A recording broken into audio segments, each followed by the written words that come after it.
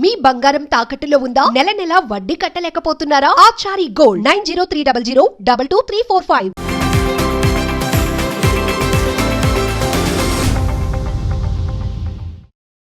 నమస్తే, welcome to our channel. నేను మీ దిలీప్. అదే తెలంగాణ రాష్ట్రంలో అండి పొద్దున్న నుంచి మనం ఒక వార్త అనేది చూసుకున్నాం. ఎవరో కాదండి, ఒక జర్నలిస్ట్ స్వేచ్ఛ ఆత్మహత్య చేసుకున్నారు. అసలు ఆత్మహత్య ఎందుకు చేసుకున్నారు ఏంటి అనేది చాలా అంటే చాలా వార్తా కథనాలు మనం చూసుకుంటున్నాం. కానీ వీటి మీద అసలు ఏమైంది, ఏం జరిగింది అనేది ఈ రోజు మనతో ఉన్నారు సీనియర్ జర్నలిస్ట్ ముఖేష్ గారిని అడిగి తెలుసుకుందాం. ముఖేష్ గారు, అసలు చెప్పండి, జర్నలిస్ట్ స్వేచ్ఛ అసలు ఆత్మహత్య చేసుకున్నారు. అసలు ఏమైంది, ఏం జరిగింది అంటారు? ఇప్పుడు వాళ్ళ తండ్రి గారు కూడా ఏదో మాట్లాడారు. అసలు ఏమైంది అంటారు అసలు? సో స్వేచ్ఛ కెరీర్ TV9 నుంచి స్టార్ట్ అయిందని చాలా మంది చెప్తా ఉంటారు. సో TV9 నుంచి వివిధ రకాల మీడియాలలో ఆవిడ ప్రస్థానం కొనసాగింది అని చెప్పుకోవచ్చు. సో స్వేచ్ఛకి ఆల్రెడీ పెళ్ళయింది, ఒక పాప కూడా ఉన్నారు. సో భర్తతో కొన్ని విభేదాల కారణంగా డైవర్స్ ఇచ్చిందని చెప్పేసి అక్కడ ఉన్నటువంటి కొంతమంది కుటుంబ సభ్యులు చెప్తున్నటువంటి మాట. సో డైవర్స్ అనంతరం ఆవిడ మరోసారి పెళ్లి చేసుకోలేదు. కాకపోతే ఇప్పుడు వినిపిస్తున్న మాట ఏంటంటే ఆమె మరణాంతరం ఇప్పుడు ఉన్నటువంటి ఈ వ్యక్తి, కనిపించే వ్యక్తి ఎవరైతే ఉన్నారో ఈ పూర్ణచంద్రతోనే ఆమె సహజీవనం చేస్తుందని, గత 4 సంవత్సరాలుగా సహజీవనంగా ఉంటుందని చెప్పేసి చెప్తున్నటువంటి మాట. అదే విధంగా చూసుకుంటే ఇప్పుడు ఇతను టీ-న్యూస్ లోనే పనిచేస్తున్నాడు, ఆ అమ్మాయి కూడా టీ-న్యూస్ లోనే యాంకర్ గా చేస్తుంది. ఆ విషయం మనం రెగ్యులర్ గా టీవీ ఛానల్లో చూస్తే తెలిసిపోతుంది. సో ప్రముఖమైనటువంటి కార్యక్రమాలు ఎన్నో చేస్తూ ఉంటది, డిబేట్స్ చేస్తూ ఉంటది. సో ఎప్పుడు కూడా చాలా మంచి చాలా సీనియర్ జర్నలిస్ట్ ఆవిడ. తెలంగాణ ఉద్యమంలో కూడా చాలా పోరాడినటువంటి వ్యక్తి ఆమె. సో ఇది ఇలా ఉంటే పర్సనల్ ఇష్యూస్ వచ్చేసరికి ఎవరికైనా పర్సనల్ ఇష్యూస్ చాలా ఉంటాయి. సో అదే విధంగా ఈ అమ్మాయికి కూడా ఉన్నాయని అనుకోవచ్చు.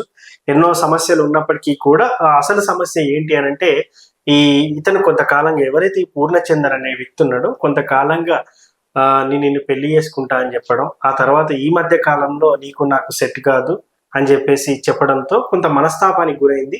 ఆ మనస్తాపానికి గురవడంతోనే ఆవిడ ఆత్మహత్య చేసుకుందని చెప్పేసి కొంత చెప్తున్నటువంటి సమాచారం. ఇది ఇలా ఉంటే గత 4 సంవత్సరాల్లో ఎన్నో సార్లు వీళ్ళిద్దరూ గొడవ పడ్డటువంటి సందర్భం.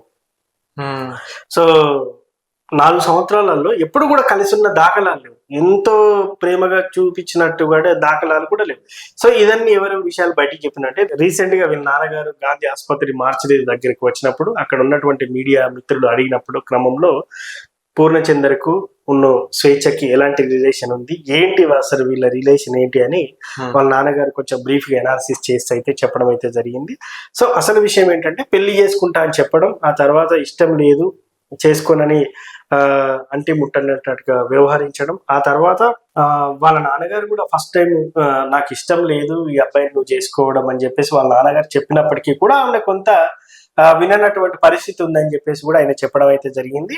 అయితే ఏది ఏమైనప్పటికీ కూడా కూతురుతో కొన్ని రోజులు నేను కూడా మాట్లాడలేదు, కానీ తర్వాత మన కూతురు భవిష్యత్తు ఏమవుతుందో అని చెప్పేసి నేను మళ్ళీ మాట్లాడే ప్రయత్నం చేశాను.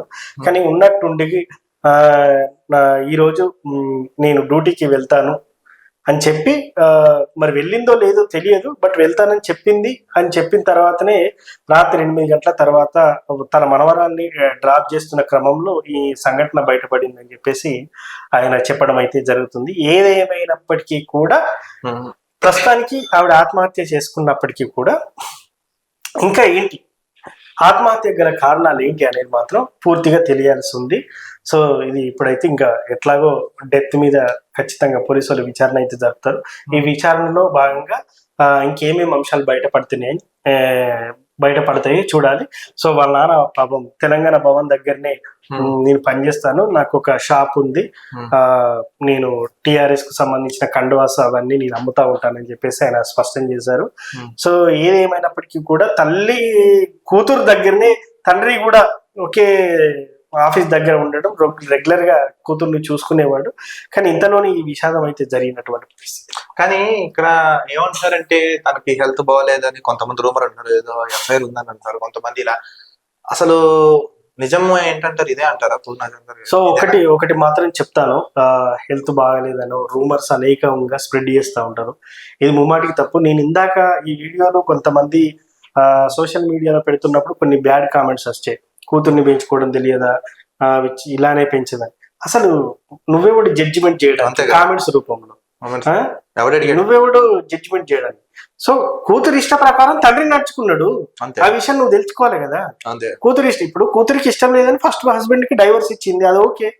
సెకండ్ కూడా నేను ఇతనంటే ఇష్టం అని చెప్తే తండ్రికి ఇష్టం లేకపోయినా కొన్ని రోజులు కూతురుతో తండ్రి మాట్లాడలేకపోయినా కూడా ఉమ్.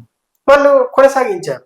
సో కూతురు ఇష్టం మేరకే తండ్రి నడుచుకున్నాడు. సో మనమే ఒకటి జడ్జ్ చేయడానికి.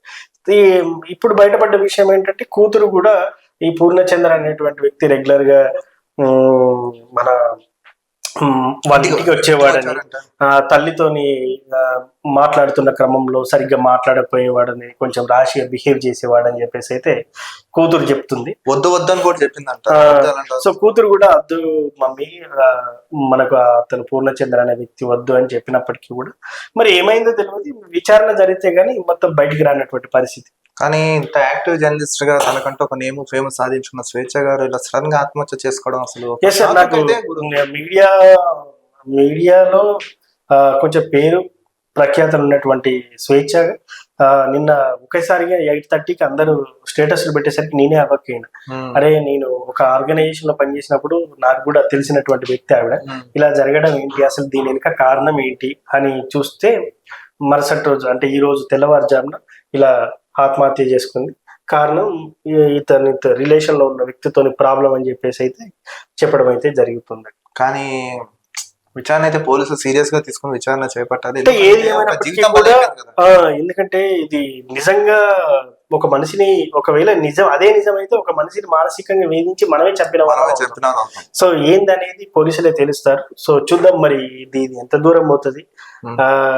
నిజంగా ఆవిడ వ్యక్తిగత సమస్యల వల్ల చనిపోయిందా, లేకపోతే నిజంగానే ఈ పూర్ణచంద్ర అనేటువంటి వ్యక్తి వేధించడం వల్ల చనిపోయిందా అనేది పోలీసుల విచారణ తేవాలి. అప్పుడే దీనికి ఒక క్లారిటీ వస్తుంది అని చెప్పేసి అనుకున్నాం. ఏది ఏమైనప్పటికీ కూడా పోలీసుల విచారణ తేలాల్సి ఉంది. సో మరి దీనికి కారణం ఆమె చావుకు నిజంగానే పూర్ణచంద్రే కారణమా, లేకపోతే మరేదైనా కారణం ఉందా, లేకపోతే ప్రధానంగా ఇప్పుడు చూసుకున్నట్టయితే వాళ్ళ తండ్రి ఏదైతే ఉన్నారో పూర్ణచంద్రని ఉద్దేశించి చెప్తున్నారు. కేవలం పూర్ణచంద్ర వల్లనే మా కూతురు చనిపోయిందని చెప్పేసి చెప్పడం అయితే జరుగుతుంది. మరి ఆయన చెప్పే వాదనలు ఎంతవరకు నిజం అనేది మనం వేచి చూడాల్సిన పరిస్థితి. ఏది ఏమైనప్పటికీ కూడా మీడియా రంగంలో ఒక సీనియర్ జర్నలిస్ట్ ని కోల్పోవడం అయితే జరిగింది. ఇది చాలా బాధాకరమైన విషయం. ఎక్కడున్నా ఆవిడ ఆత్మకు శాంతి చేకూరాలని కోరుకుందాం. మనం కూడా